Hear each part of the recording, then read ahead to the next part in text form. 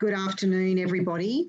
My name's Elena Katrakis. I'm the CEO of Carers New South Wales, and it gives me great pleasure to have you join us this afternoon for the first module of the Carer Knowledge Exchange inaugural Research Incubator event, Transitions in Economic Participation.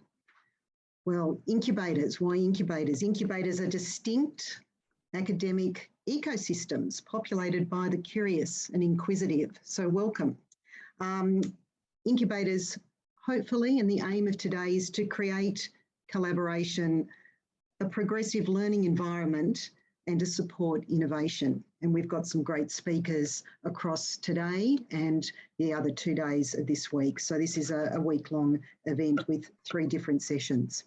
So just a note to start the session, today's session will be recorded and we ask that while our presenters are speaking today, all other attendees, if you could keep your microphones on mute and turn off your videos.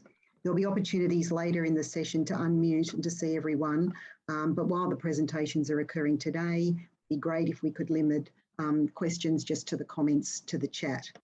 So to start our proceedings formally today, I would like to invite Brendan Kieran to provide a welcome to country.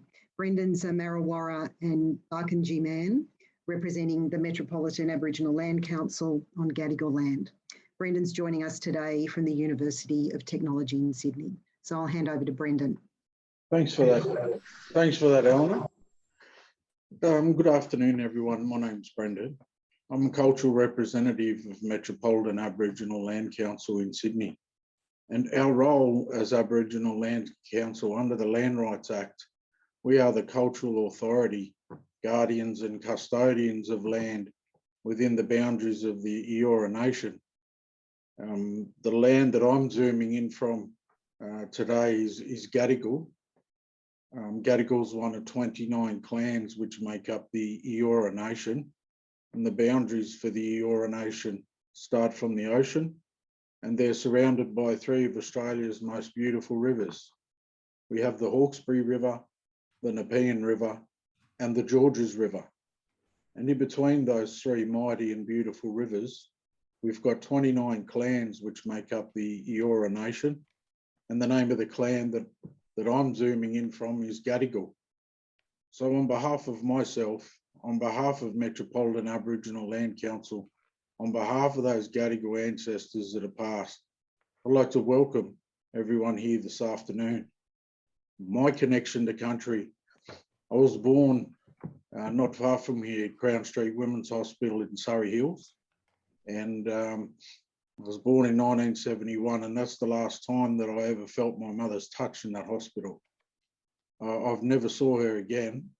And last 7 years, I found I'm one of 10 siblings that have been removed. And I'm the 2nd generation of my family that's been removed as well. So with that removal from mum came removal from country, removal from language, removal from family, and the list goes on. So I've been forced more or less to adopt Sydney as a traditional home. As I said, I've lived here my whole life. 7 years ago, I found my mother's grave, and my traditional grounds, my traditional country is a place called Lake Victoria. Lake Victoria is right down in the border in New South Victoria and South Australian borders. And the name of my language group is Marrawarra, and we're a part of Barkindji, which is Barker, Darling River, Barkindji, Darling River people. But it's taken me over 40 odd years to be able to identify and say that. And for Aboriginal people, there's 2 things we ask each other when we meet. And one of them is who's your mob, and the other is where you're from. And I couldn't answer that question for a long time. I grew up not black enough to play with the black kids and not white enough to play with the white kids. I've had a lot of fun as well with ignorance. I spent a bit of time in Newtown, and Newtown had a Greek community, and I remember the old Greeks coming up and talking to me in language, and I used to say, I don't know what you're talking about, and they'd say, oh, you look like you come from Cyprus. And then I moved to Marrickville for a while, and there was Maltese community in Marrickville. And the same thing happened over there. The old Maltese would talk to me in the language, and I'd say, I don't know what you're talking about. And they'd say, you look like you come from Malta. I went to primary school where it was compulsory for everyone to learn Arabic. So there came the tag and the label of, Lebanese and Middle Eastern. And the fun I had with it was, one day I thought if I grew a long beard, I didn't always have a beard. Although I've got some mates that you could almost say were born with a beard. If I grew a long beard and bought a gold cross and I went and robbed a bank, the description of the bank robber would be Middle Eastern European. I could run around the corner, have a shave and get away with it. I never robbed the bank, but I did seriously think about it for a while. And that's my connection to country. Very briefly, I share this history because I ask people, when you have a welcome to country, to have that little bit of reflection time of what Aboriginal people have been through to get to where we are today. Just down the road from where I am is ground zero for Aboriginal people, and in less than 50 years of Cook Landing, 80% of Aboriginal people and culture was wiped out on the East Coast. And then if we fast forward that, we had a whole era of massacres. There's 500 of my mob that were slaughtered over water, women, children and men. If we fast forward that a little bit more, we had that whole stolen generation. And as far as I'm concerned, we're one of the highest rates of removal in this country for our kids, and the highest rate of incarceration as well. So I just ask people to have that little bit of reflection when having a welcome to country, because 10 years ago, we would never have had the opportunity to welcome to country or let alone acknowledge country. So for me, it shows as a nation, we're moving forward in the way of acknowledging and recognising Aboriginal people. We are the world's oldest living culture. And look, we can move a lot bloody fast in the way of that acknowledging, but at least we're moving forward. And I know for a fact 10 years ago, you would never have had a welcome to country performed by such a good looking black fella as myself. So once again, I'd like to welcome everyone here today to Gadigal. Thank you for having me here. It's always an honour and a privilege. I'd love to hang around for the rest of the session, but unfortunately I've got to pay a white fella by the name of Wilson for parking on my own land. And as a lot of us know, he's not cheap either. So thank you and welcome. Thank you, Brendan. Thank you so much for the welcome to country, but also for sharing your story, and I think allowing us to reflect about Aboriginal people and their experiences, which we also apply to obviously Aboriginal carers, and a lot of Aboriginal carers have experienced a lot of trauma, and we, are working to better support Aboriginal carers as well. So thank you very much for reminding us about that and those issues that Aboriginal people have faced. So thank you. Thank you.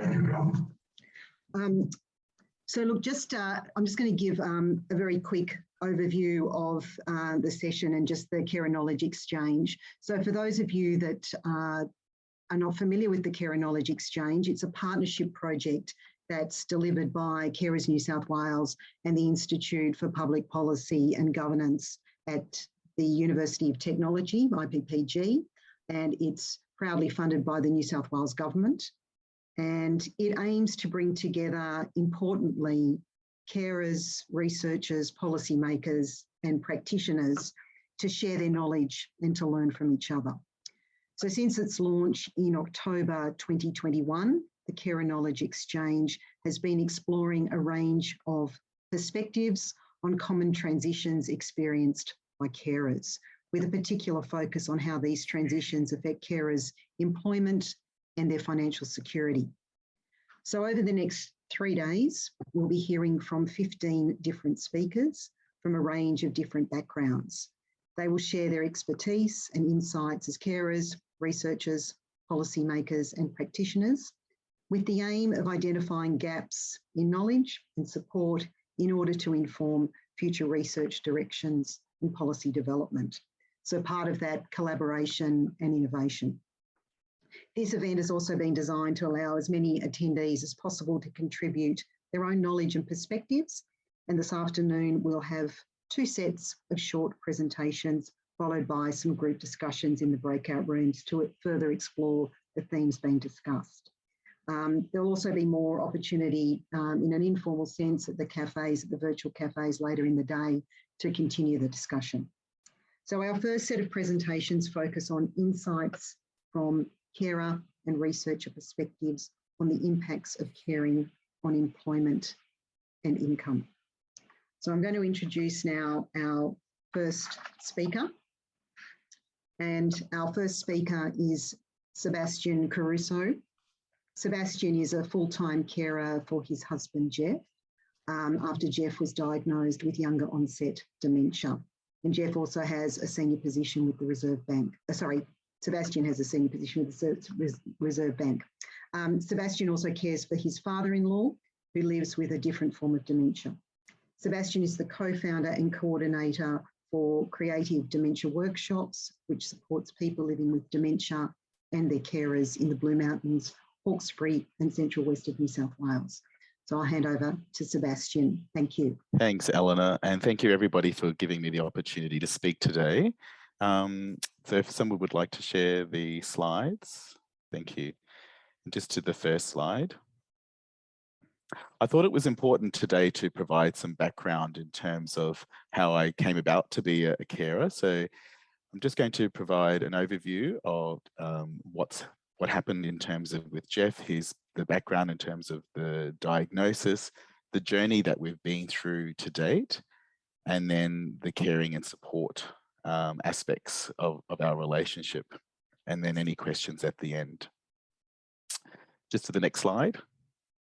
So just to give you some information about profile, so Jeff and myself, obviously we're in a same-sex relationship and we're married. So Jeff was a professional in both the public and private sector, as I am as well, and his health was in reasonably good state back in 2016, and we had just before his diagnosis we had just moved to Hartley on 5 acres where we had built our new home. Just to the next slide. So just some information regarding Jeff's journey. So in late 2016, Jeff started long service leave from his job with the Department of Human Services in Sydney. At this stage, he sought medical advice as he knew something wasn't quite right at work and within himself. He was feeling tired. He was struggling with some general activities at work, just simple activities that he had no issues with before. So he started that medical journey and he was referred to some local neurologists and geriatricians to undertake all the testing. And as you can see on the slide, he went through, he had an MRI, EEG, lumbar puncture test, PET scan, nuclear brain scan. And then he was then subsequently referred on to the Brain and Mind Centre at the University of Sydney that has formed a partnership with the Memory and Cognition Clinic.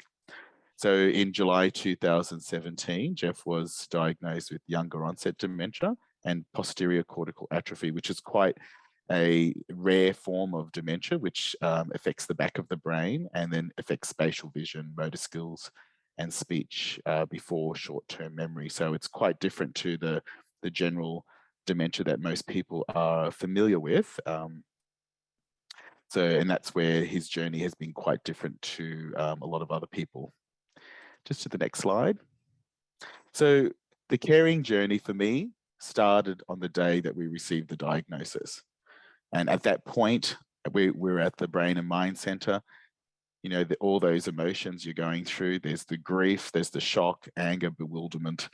And I suppose my way of responding to it as a carer was, well, I need to know more information about this. And because one thing we did when we were communicating with all our friends to share the diagnosis, I didn't want people to call me and ask me lots of questions about it or call Jeff. So we sent an email out to all our friends with a brochure from Dementia Australia about the dementia that he'd been diagnosed with, and a link to a Four Corners episode that had just aired recently, just short time before his diagnosis, about dementia. Because we thought it was important that for people to be educated and informed about his diagnosis. That way we could have a much more informed conversation. So since then, as the role of the carer, I've always felt this necessity to appear well informed when people are asking me questions, because people generally ask a lot of questions, whether it's at work, you know, in our social network, or even dealing with all the service providers and with NDIS and anyone who's involved in providing care. So that essentially has shifted the dynamics in our relationship. So basically now, whilst I was the partner, Jeff's partner, the dynamics have shifted. So now I'm the carer. So, and we'll talk a little bit more about that in the next slide, in the next couple of slides, about how that's shifted. So just to the next slide. So I thought before we talk about the costs and challenges, we'll talk about some positives around, and there have been some positives around his diagnosis, and also my change of my roles and responsibilities from being just the partner to being a carer.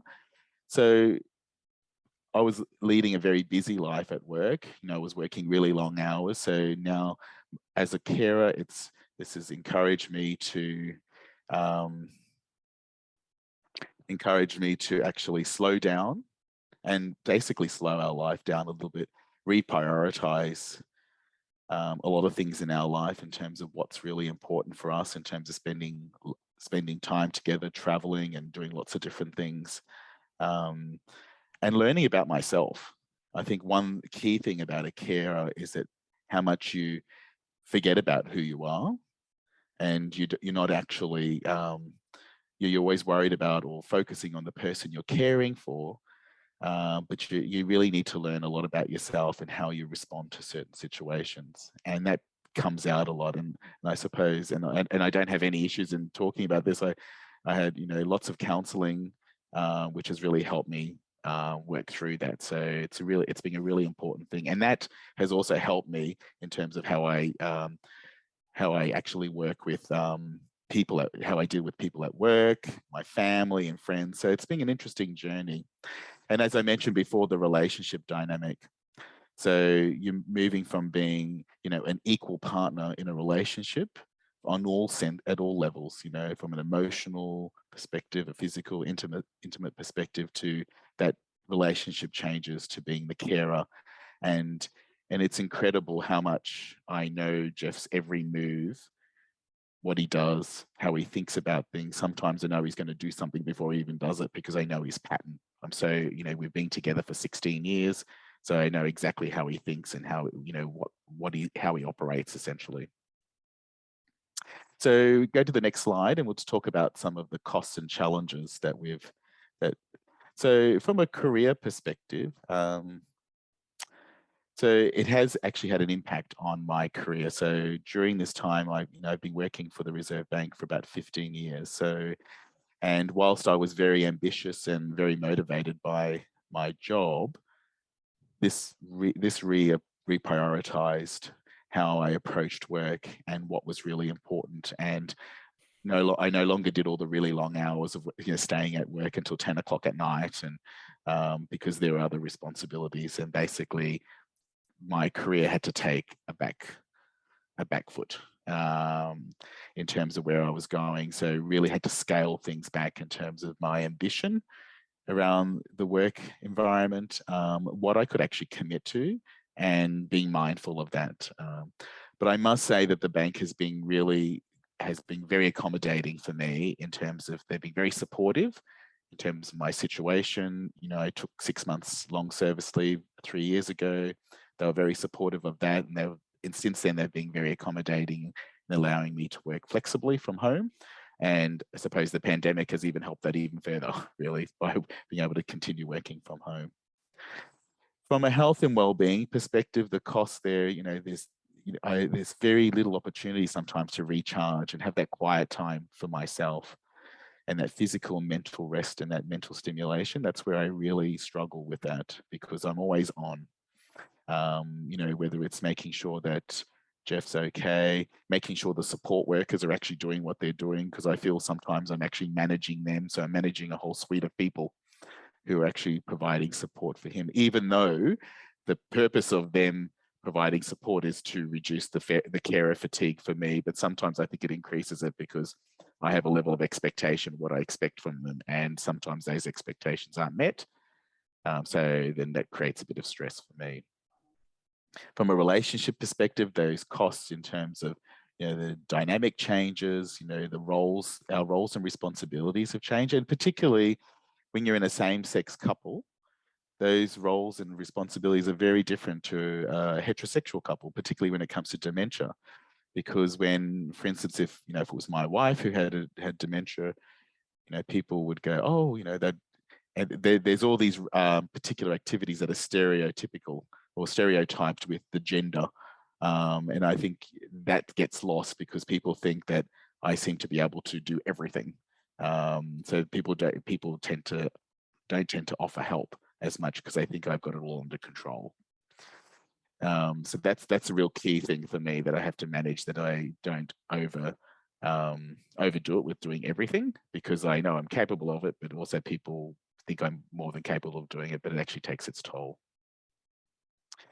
From a self perspective, I think the biggest cost for me is that I think I've lost my identity in the last 5 years as to who I am, and who do other people see when they see me. When they see us as a couple, or they see me, I see somebody in the shopping center, they'll immediately go to, how's Jeff, rather than how are you?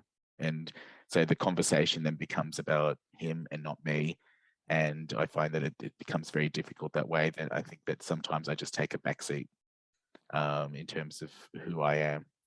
Social connections are actually hindered, particularly with family and friends, initially through the process of denial around accepting that he has dementia, then people not being able to communicate, or they think that he's completely lost his marbles and he can't communicate, or, you know, but he still can communicate, he can still rationalize, you know, he still has all these passions, but people take a step back and go, they don't know what to do. They often say to me, what should I do? How should I communicate? I said, it's business as usual. Just talk to him as if you were talking to him normally. So don't make any allowances. Don't speak to him like a child.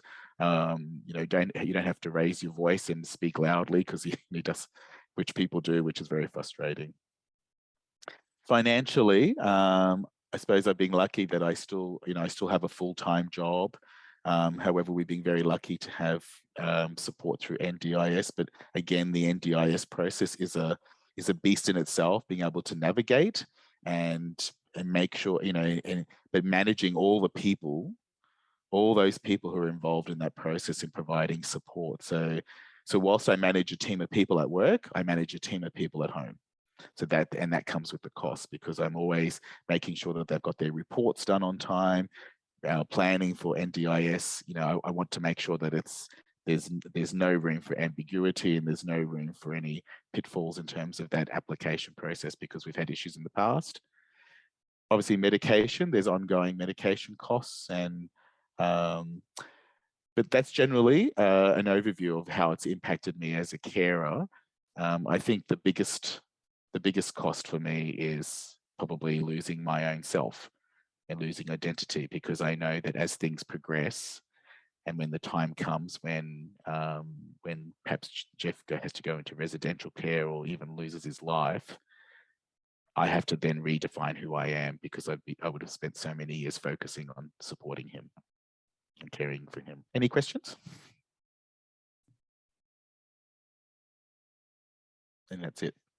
Thank you. Sorry, trying to unmute. Thank you so much, Sebastian. I think really important points there, and hopefully, you know, some of those, you know, transitions into that caring role will be picked up in the discussion in the groups following on from this.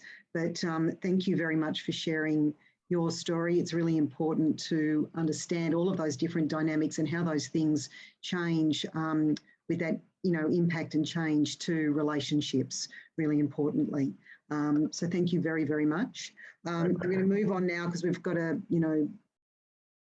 we've got lots to cover, and we'll pick up some of those issues in the chat. So moving on now to our second speaker this afternoon, Alistair Furnival, who's the principal at Evaluate Consulting. So Alistair has a background in public policy, economics and political strategy. He's been an advisor to various federal and state governments, and one of his areas of expertise is the efficiency of social policy finance. Evaluate recently released a report on the impacts of caring on lifetime income and retirement savings.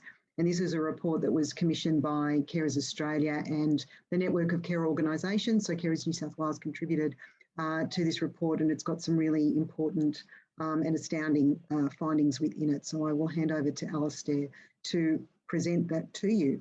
Thank you. Thank you, Elena, and thank you everyone today. Can I have my slides up, please? While that's happening, I just want to say it's been a great pleasure working with carers organisations and with carers over the last 18 months while we started and built this model and then have laterally released the report. And one of the other things that's been fascinating is the number of people, because our email and web address are on the report, who've contacted us since and asked questions, different carers from around the country. Unfortunately, we're not able to answer all of those, particularly some people contacted us who are youth carers, and we don't really have much to say about the impact on people who start caring for parents and family as children, although that's a very significant issue, and we're particularly aware of how acute the impact on their educational opportunities are and their future work opportunities. And it probably compounds for those people everything we're going to say about adult carers today. It was fabulous to hear not just what Sebastian's just taken us through, but also Brendan's introduction. These are the things, as I was saying when we were just chatting at the beginning today, there are some fairly dry numbers in this report, and we've looked at it purely from a financial impact perspective. That is a very small dimension of what the impact on any choice, any familial choice, any caring choice is from the point of view of the human person. And so what we're going to say needs to be thought about in the context of what are all the other circumstances that people experience, and that people come to caring with all sorts of other different supports, expectations, financial circumstances, some of which we've modelled, but none of which we can express on an individual basis in the way that Sebastian has just done for us. So thank you, and I'm somewhat in awe of what you're doing there. So what we built is a micro simulation model that allows us to look at what is the impact, what is the lifetime cost of caring, and we've looked at that in terms of the opportunity cost in two particular ways. What is the lost income over the lifetime for the typical carer, and then broken that down into various groups of carers, and what is lost in terms of superannuation at retirement age. And I just wanted to make a point here, because part of the title today is that this is about economic participation. We all know, while historically the Treasury in particular has thought of economic participation as work or supporting people to be in work, we all know that caring for children, caring for a loved one, caring for the elderly and the disabled is economic participation. And we know what the savings of that are to government, because there's a piece of work done before us by Deloitte, which found that the annual benefit of that, if you had to replace it with paid carers, is about $77.9 billion a year. So we know that caring is an economic participation, but the way that the current subsidies are set through the carer allowance and the carer payment don't treat it like economic participation. It treats it, frankly, in my view, as a bit of an afterthought within our social services system. And I think that's a great scandal, and hopefully one the new government will engage with and look at doing something about. When we talk about opportunity cost, we know that when people are called to care, not everyone will say yes. Some people will simply accept it under any circumstances. Some people will not accept it, and some people will have no choice but to accept it because there is simply no other alternative in their family. And everyone bears costs for these things. The constraints around it is that government has shown that it has a certain willingness to pay, So we look at all of what's broadly called the welfare and subsidy system. The government shows its willingness to pay for people under different circumstances. That then intersects with what are carers willing to accept. You know, how low can you cut the subsidy before people say, I simply can't do it, I'm going to go back to work. Someone will have to go into residential care, or the NDIS will have to pay more into the system. Essentially what we're seeing in all of this is the government's making quite a significant bet in this corner, which is very different from the bet they're making on aged care and disability care generally, that there is a very low priced willingness to accept, and therefore they can keep these subsidies down at a time when other expenditure in care is growing. And I'll show you a chart coming up that looks at how the growth is going to occur over the next few decades in paid care, as opposed to how the growth is going to occur in informal care. And that is a significant concern. So the way the microsimulation model works is that we take 10,000 people of each age and sex and give them other characteristics. We randomize the duration of care because we've got a national database around that. And that could be one or multiple episodes. What is their partnership status? You know, is there someone else who actually has income capacity within that? What is the income of the person at the commencement of care? And that's highly variable. I mean, people who need to go into care at different times, some of them won't be working at all. Some of them will be professionals in the case that Sebastian's taken us through. Some of them will have higher or lower incomes around that and be at different ages. So we've then looked at the three pathways. One is that the person does not become a carer. So that gives us their normal trajectory during the working life. And that may include periods of unemployment, as people have from time to time. It'll have the normal distribution of the kind of money that people earn and the kind of work they do and how long they work for. And that tells us how much they will earn on average during their working life for that person, and how much superannuation they're likely to build up as a result of that. We then look at how much of that superannuation is lost and how much of that income is lost if someone becomes a carer for a shorter or longer period. And then we ran a third simulation for each of these where we add in the superannuation guarantee to the carer payment only and look at what the impact of that is in superannuation. And then we've run some various scenarios. That's what the microsimulation looks like on a headline for people who are really interested in that sort of thing. I think we can probably move on to the next one. I'll be quicker on some of these. Just to answer Georgina's comment, I've got partnership status, which I treat as equivalent to marital status. We haven't distinguished between whether people are married or not within that partnership. That may be something that has an impact and something we can give consideration. So the impact over all carers, on the average over a lifetime, is a loss of about 175,000 in superannuation and a loss of close to 400,000 in lifetime earnings. But some people, so 10% of people have much greater losses than that.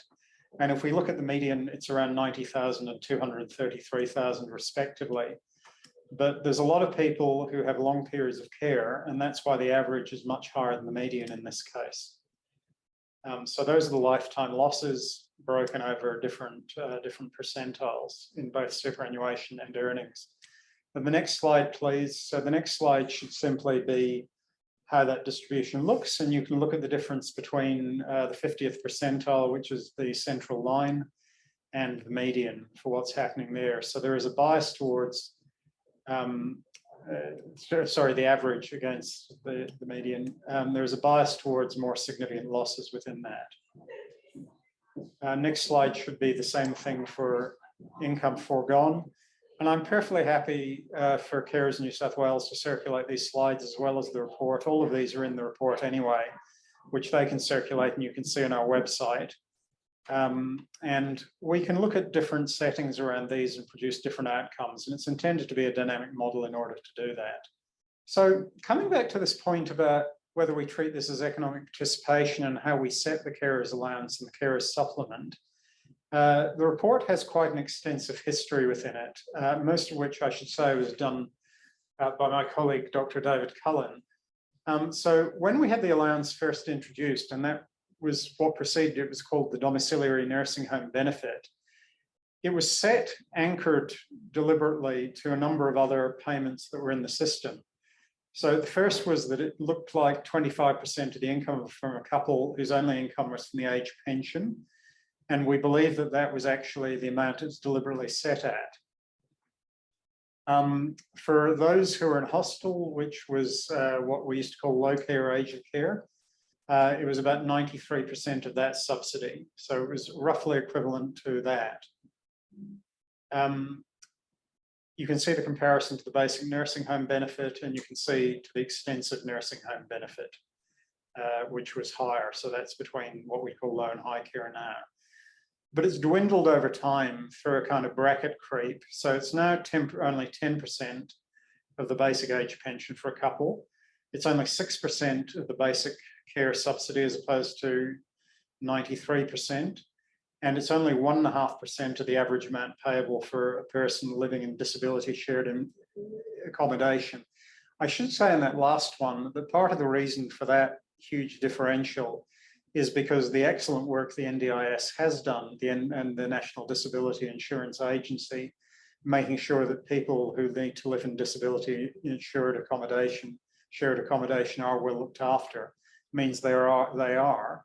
Unfortunately, what we're seeing with all of that is that carers are being left behind. And you can see this slide. This is the last 25 years of relative fiscal change of what's happening. So if you talk to government, what they will talk about is the headline numbers, which is the government expenditure on all of these services, whether it's aged care services, disability supports, and carers, have all gone up. And you can see that the green box, which is the expenditure on carers, has gone up over that time, although it's plateaued a bit in the last decade.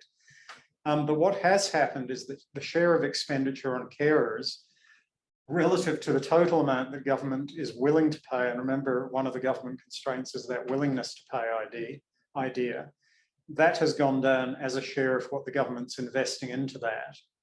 And that is a significant concern to us. Again, we see carers being left behind while the government addresses in a specific manner the NDIS or addresses the Aged Care Royal Commission.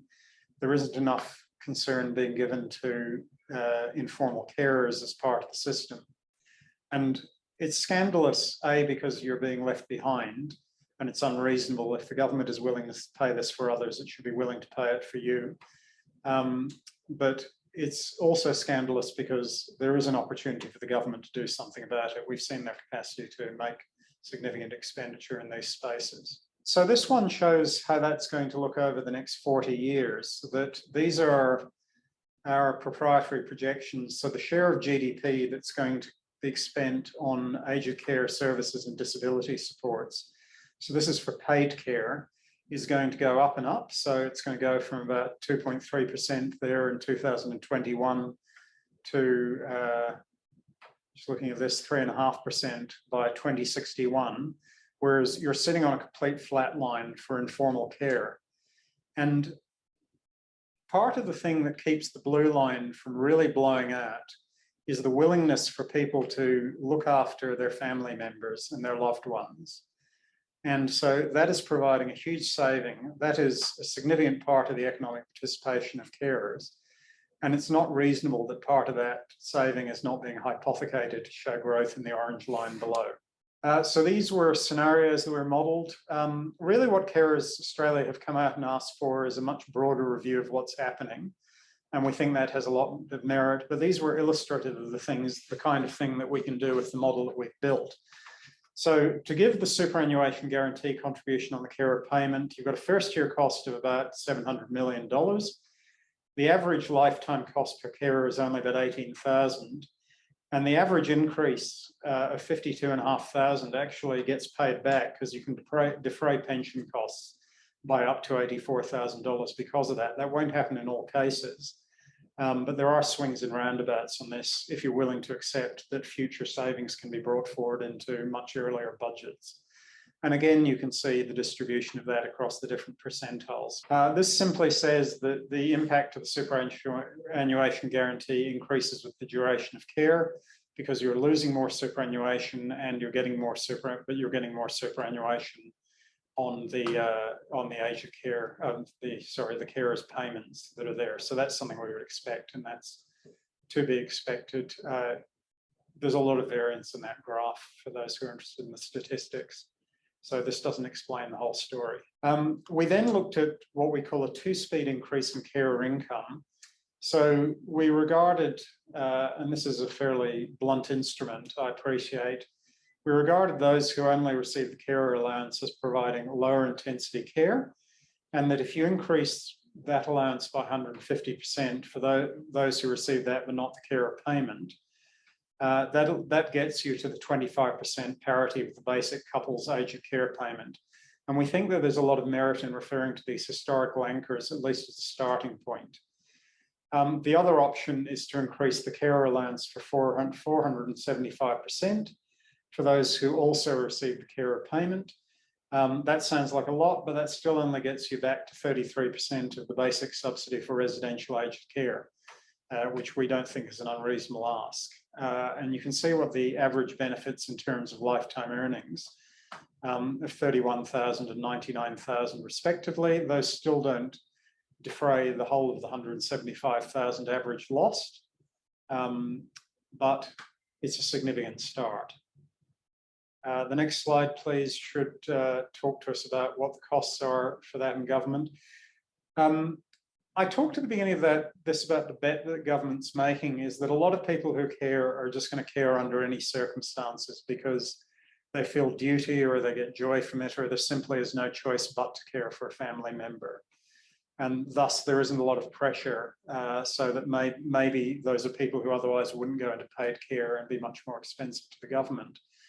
But the international evidence is that there's a lot more granularity on that, and people's willingness to care is a lot more elastic. And so we've got various estimates on that about what the total costs of these things would be, depending on what the willingness is of more people to engage in informal care if the subsidies through the carers allowance and the carers payment are a little higher.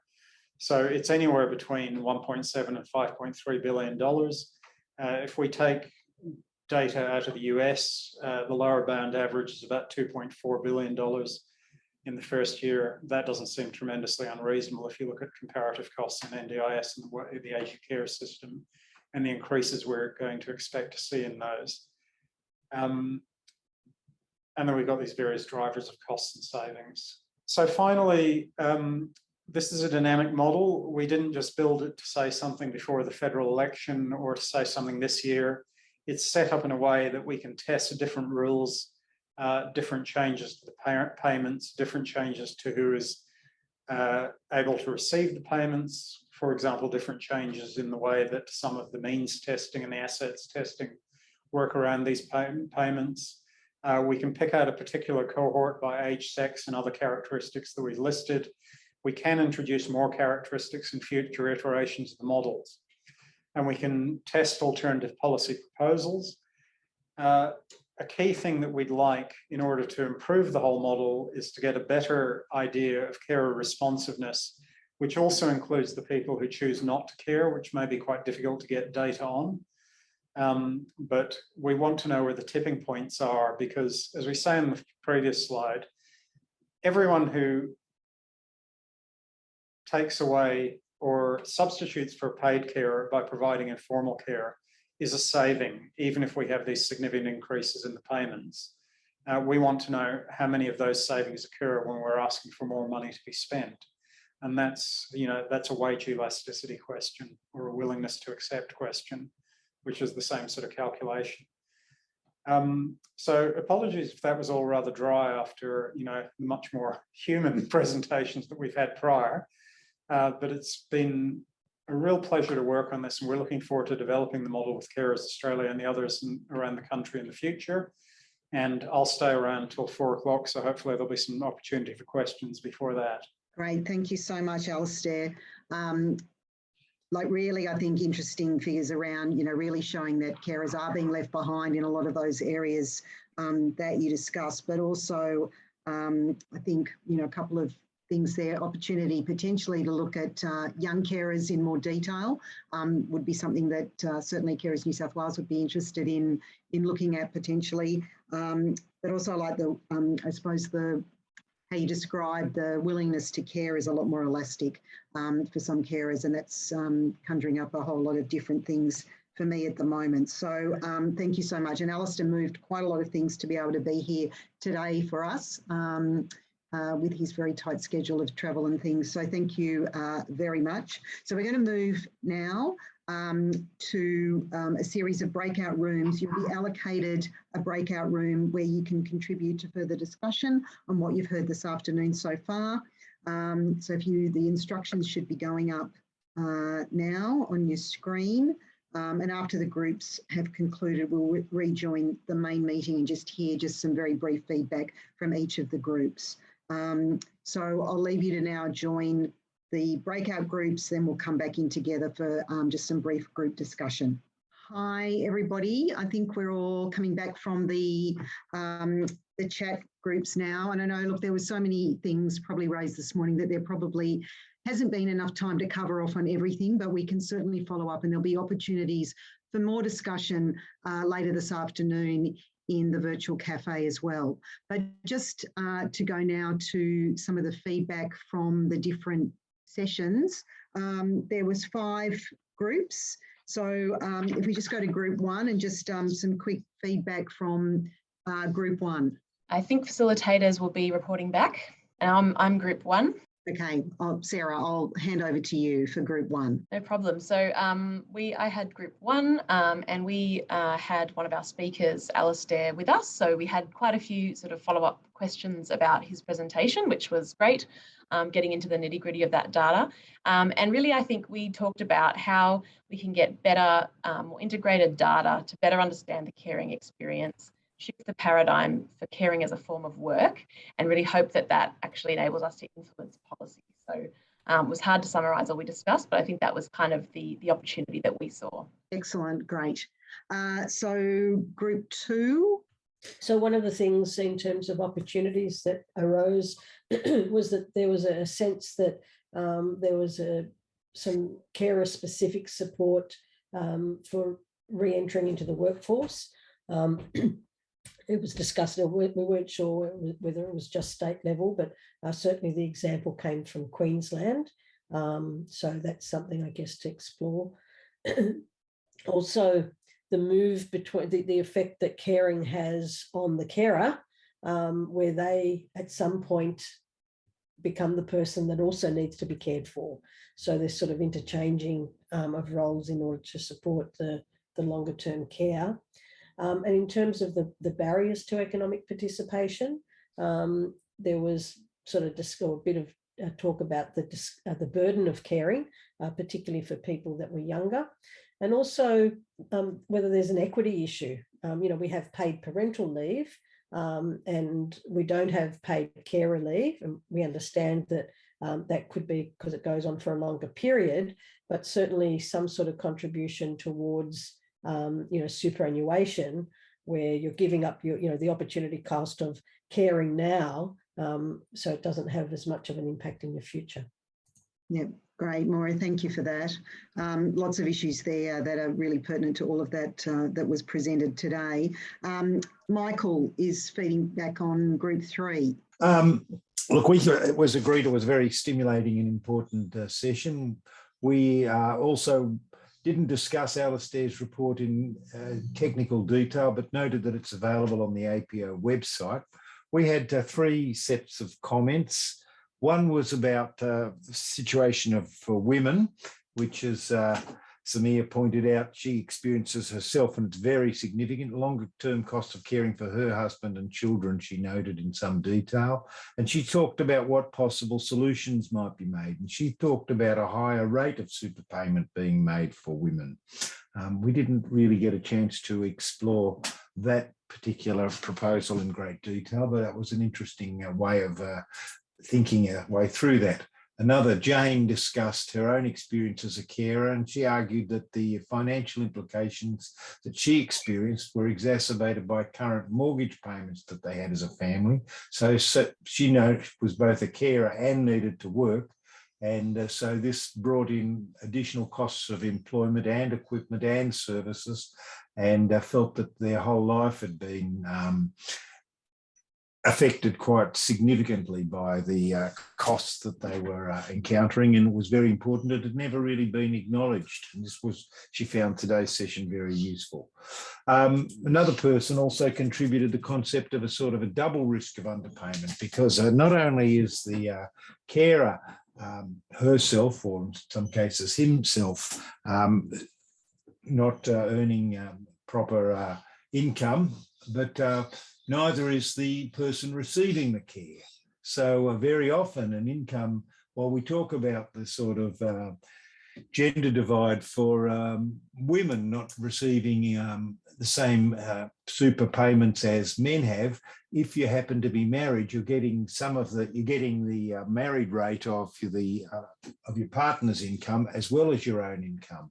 For those people who are carers, neither the person receiving care nor their carer are getting them. So it's a sort of a double risk of underpayment and poverty that needs to be taken note of. And that was that's as far as I got. Great. Michelle might have more to add. Yep. Thanks, Michael. Group 4, Lucas. Well, the first, we had a big discussion around gender imbalances and how caring is sort of a gendered experience.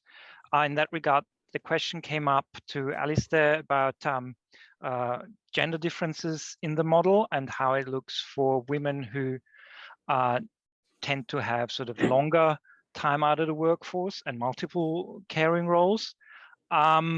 We then had a discussion around sort of the individual caring situations that we had in our group and their experience with, on the one hand, that formal supports don't take family situation into account, which can be sort of doubly penalizing for women. On the one hand, if the family income is too high to get formal supports, very often it is the woman in a family who is prevented from returning to the workforce. And at the same time, you don't get any financial support for that. And of course, no superannuation. So that is one situation that came up. Another situation that came up were generally insufficient support levels in terms of hours, specifically in the NDIS, where the level of support for the person that requires it is just not in hours, is just not big enough for the family members to return to work. And then we had one big discussion around the needs, and Sebastian was in our group, the needs for managing the formal care services, even if the person who requires care is living in residential care. Carers often still have a role in managing that they don't get bruised, that all their stuff is accounted for, etc.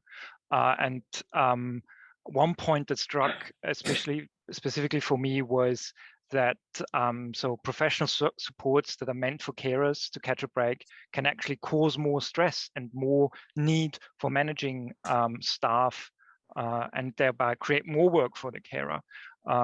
We had a discussion around fears of transitioning, therefore, into sort of different caring situations, and the struggle that it is really hard for people to age in place.